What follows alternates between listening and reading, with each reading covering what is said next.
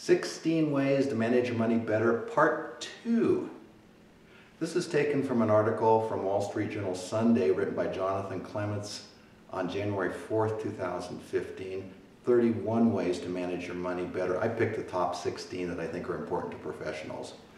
Let's go on here. Number 7, expect modest returns from stocks and bonds going forward.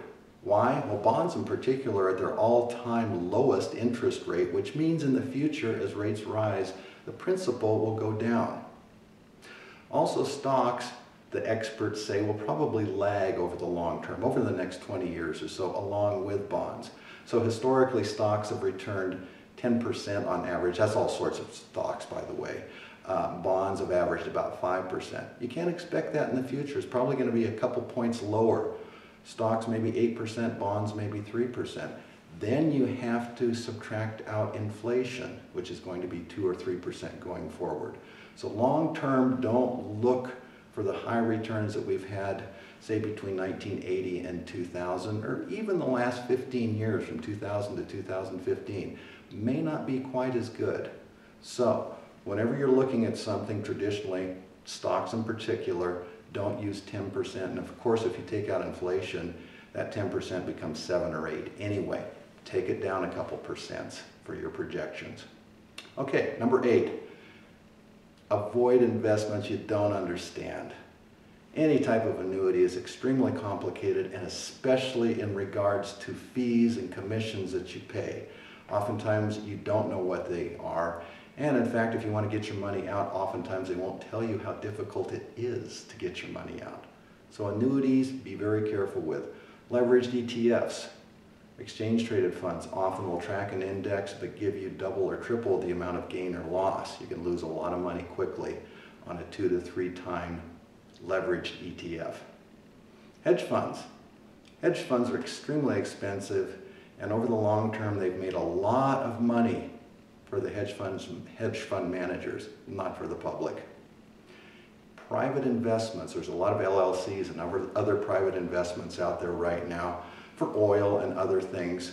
The problem is that it's not regulated by the government like normal exchange funds are on the stock exchanges. They're not regulated, and you may have trouble getting your money back. Private investments, be very careful. Okay, number 9, watch investment costs.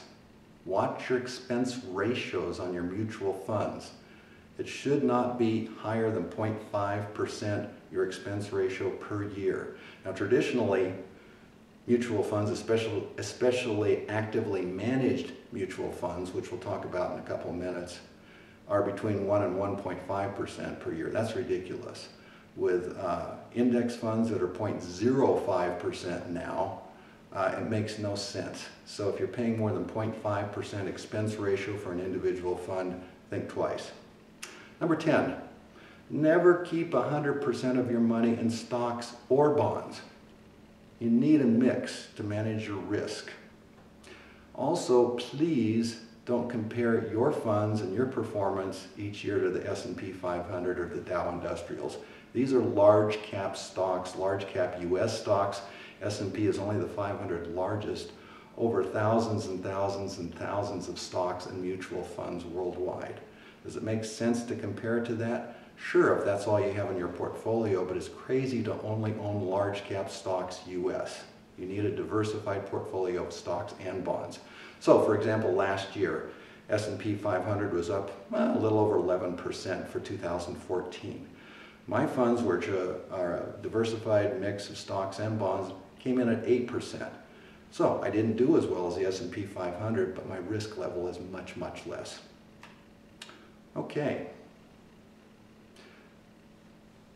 Number 11, don't buy actively managed funds. Numerous studies show that actively managed, where a stock fund manager will try to pick the best stocks to beat an index, say the S&P 500, they underperform long-term passively managed funds. Numerous studies have shown that. And the expenses are higher. Even taking out the expenses, they still underperform. So please be very careful buying managed funds. Number 12, Make sure you have your tax-efficient investments in your taxable account. Taxable account, that's after tax, not your retirement account, but your taxable account is one where you're going to have to pay on capital gains. So make sure you have tax-efficient funds in there, like tax-free muni bonds, for example, or a tax-free muni bond fund, or index funds.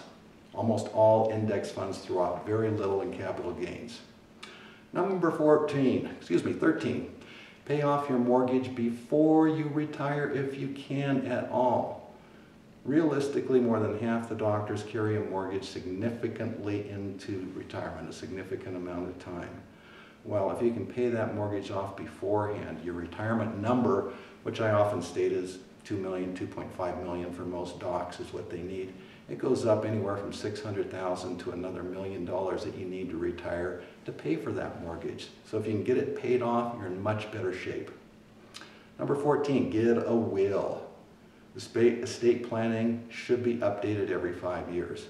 Along with that, number 15, make sure you have the correct beneficiaries on all your retirement accounts, such as your IRAs and 401ks, on your life insurance, and any trust documents that you have. Finally, number 16, design a life where your money worries are minimal. You have special time for friends and family, and you devote your days to what you are passionate about. Express your passion. It may be a sport, it may be your kids, it may be your practice. Have fun in your practice, but engage your passion.